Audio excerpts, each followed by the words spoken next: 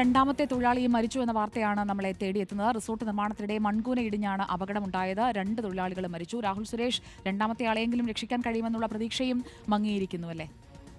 സുജയ, ദുഃഖകരമായ വാർത്തയാണ്.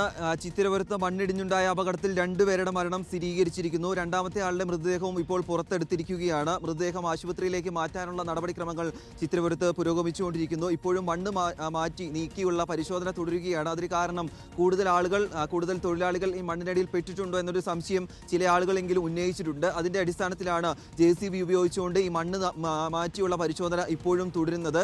2-ൽ കൂടുതൽ ആളുകൾ ഈ മണ്ണിനടിയിൽ കുടുങ്ങിയിട്ടുണ്ടെന്നുള്ള ചില സംശയങ്ങളുണ്ട്.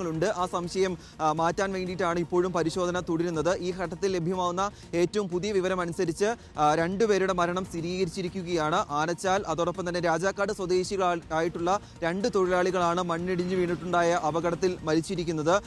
ഈ റിസോർട്ടിന് സുരക്ഷ ഒരുക്കാൻ വേണ്ടിയിട്ടുള്ള സുരക്ഷാ ഭിത്തി നിർമ്മിക്കുകയായിരുന്നു. അതിനിടയിലാണ് അപ്രതീക്ഷിതമായി മുകളിൽ ഭാഗത്തു നിന്നും മണ്ണിടിഞ്ഞ് താഴേക്ക് വീണത്. അങ്ങനെ 2 തൊഴിലാളികൾ ഈ മണ്ണിനടിയിൽ പെടുകയായിരുന്നു. 2 പേരെയും രക്ഷപ്പെടുത്താനുള്ള ശ്രമങ്ങൾ വിഫലമായിരിക്കുന്നു. ഫയർഫോഴ്സിന്റെയും വെള്ളത്തോൽ പോലീസിന്റെ മൂന്നാർ, അടിമാലി ഫയർഫോഴ്സ് യൂണിറ്റുകളും വെള്ളത്തോൽ പോലീസുമാണ് രക്ഷാപ്രവർത്തനം നടത്തിയത്. ആ രക്ഷാപ്രവർത്തനത്തിനൊടുവിലാണ് ഇപ്പോൾ 2 പേരുടെ മൃതദേഹങ്ങൾ പുറത്തെടുത്തിട്ടുള്ളത്.